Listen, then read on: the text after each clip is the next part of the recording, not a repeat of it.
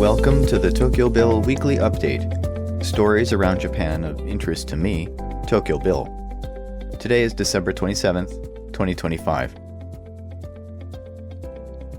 Another story on Japan's troubled gaming industry this week, this time related to fonts. FontWorks Let's, a popular font service for Japanese game developers, drastically increased its annual licensing fees from $380 to over $20,000 after its acquisition by Monotype Imaging in 2023.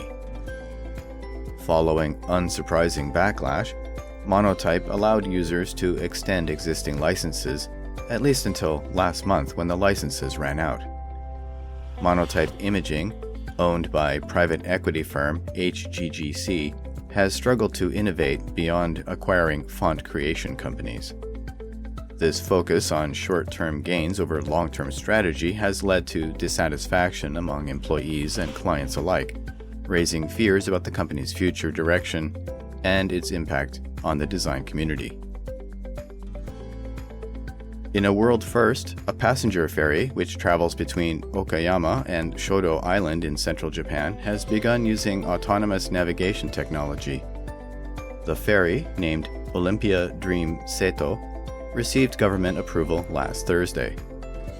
A spokesman from the Nippon Foundation stated that this could help balance Japan's labor shortage while maintaining transport to remote islands. Ferry operator Kokusai Ryobi plans to fully implement the autonomous features as the crew becomes accustomed to the system. This project is part of a larger effort to develop unmanned vessels, aiming to improve logistics and safety at sea, with 3 more vessels expected to start similar operations by April 2026. Japanese baseball player Munetaka Murakami has signed a 2-year contract worth $34 million with the Chicago White Sox. This agreement was made just before the deadline for his posting by the Tokyo Yakult Swallows. At 25, Murakami became a regular player early in his career and set a record with 56 home runs in 2022, becoming the youngest Triple Crown winner in Japanese baseball history. The White Sox, who struggled this past season, see his batting ability as key to their lineup. Murakami shared his excitement on social media about joining the team and fulfilling his dream of playing in the major leagues. The Labor Ministry aims to support active elderly participation to help address labor shortages. A government survey found that 35% of Japanese companies let employees work until age 70. A law mandates that employers keep workers who want to stay until age 65 and encourages businesses to offer jobs until age 70. The survey, conducted among 237,700 companies with 21 or more workers as of June, showed that over 82,000 companies had systems to allow staff to work until 70, an increase of 2.9 percentage points from the previous year. Among these companies, 28% had systems for workers to continue past retirement age.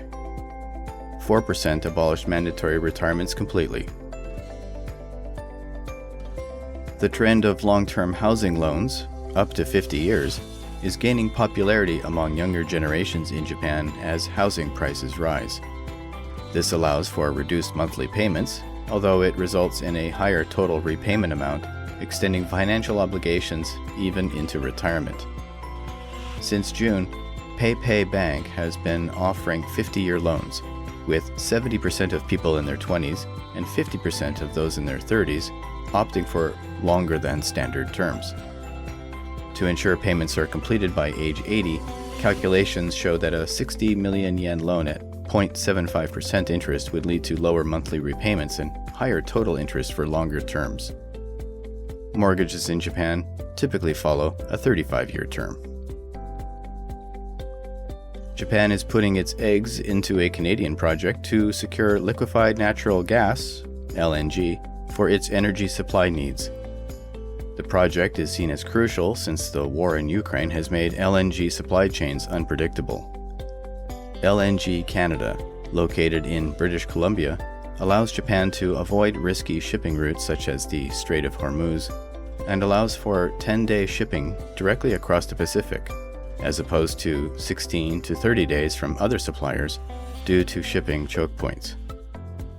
Mitsubishi Corporation has a 15% stake in the project and can sell 2.1 million tons of LNG annually, domestically and elsewhere. The first shipment occurred on June 30th, with LNG Canada reaching full production output last month. Japan aims to import more LNG from Canada, as well as develop projects in Mozambique and Alaska. Emperor Emeritus Akihito celebrated his 92nd birthday on Tuesday, with his heart condition reportedly stable despite 2 hospitalizations earlier this year. The imperial agency reports that his son, Emperor Naruhito, Empress Masako, Princess Aiko, Crown Prince Fumihito, other imperial family members, and government heads were expected to give their congratulations. Despite his chronic heart issues, Akihito has remained busy, continuing light exercise and maintaining his passion for fish research. Marking 80 years since Japan's defeat in World War II, he has engaged in memorial visits around the country and even entertained visiting foreign royals during the Osaka Kansai Expo. Best wishes. Companies worldwide are feeling the impact of U.S. tariffs, and especially whiskey producers within the United States itself. Production of Jim Beam bourbon whiskey at its Kentucky distillery will be halted for all of next year. While the main distillery will be closed, other operations, including a separate distillery and bottling plants, will remain active, including the visitor center. Jim Beam, owned by Suntory Global Spirits, is also evaluating workforce usage during the pause and holding discussions with the workers' union. The Kentucky Distillers Association reported record high bourbon inventories and significant costs for distillers due to tariffs, and it is urging for a return to tariff-free trade amid ongoing trade tensions, particularly with Canada. With the upcoming reduction in taxes on beer scheduled for October 2026, Suntory Holdings is prioritizing an increase in beer sales. The tax changes are anticipated to lower beer prices and boost consumer demand. New President and CEO Nobuhiro Torii plans to enhance its Kinmugi product, a quasi-beer, by increasing its malt ratio to qualify it as true beer. Doing so will improve the drink's flavor to increase its market appeal. Torii aims to maintain a strategic differentiation among product tiers, including its third-tier Kinmugi, the mid-priced Suntory Nama beer, and the premium malts. Following the recent resignation of former chairman Takeshi Niinami, Torii signaled his ambition for furthering product and management quality. A research team from Saitama University and other institutions discovered that the Venus flytrap uses a protein in its cell membrane as a touch sensor located at the base of its sensory hairs. It's known that when insects touch these hairs, the leaves close, trapping them inside to be consumed. The team found that strong touch generate electrical and calcium signals while weak touches do not. They identified a specific protein in the sensory hairs that is crucial for sensing touch. When this protein was disabled, the plant could not generate necessary signals. This research highlights a mechanism for touch stimuli absent in animals. The findings were published on September 30th in the journal Nature Communications. On Thursday, the Otsu District Court dismissed a lawsuit from residents of Osaka and Shiga prefectures seeking to shut down 3 nuclear plants operated by Kansai Electric Power Company along Wakasa Bay in Fukui Prefecture. The court found no specific dangers linked to the specified reactors at the Mihama, Oi, and Takahama plants. It deemed the Nuclear Regulation Authority's rules for estimating seismic tremors as rational, supporting the agency's approval of Kansai Electric's aging reactor management measures. Plaintiff attorney Kenichi Ido expressed disappointment at a press conference, announcing plans to appeal the decision to a higher court. Japan's 10 major power utilities announced plans to reduce electricity rates for standard households by over 1,000 yen starting in January, aided by government subsidies aimed at mitigating the effects of inflation. The average rate reduction will be 1,170 yen, lowering the fee to 7,464 yen in the area served by Tokyo Electric Power Company Holdings. Chubu Electric Power will experience the largest reduction of 1,175 yen, whereas Hokkaido Electric Power will see the smallest decrease at 1,028 yen. The government will subsidize household electricity bills at a rate of 4.5 yen per kilowatt hour and provide city gas subsidies at 18 yen per cubic meter.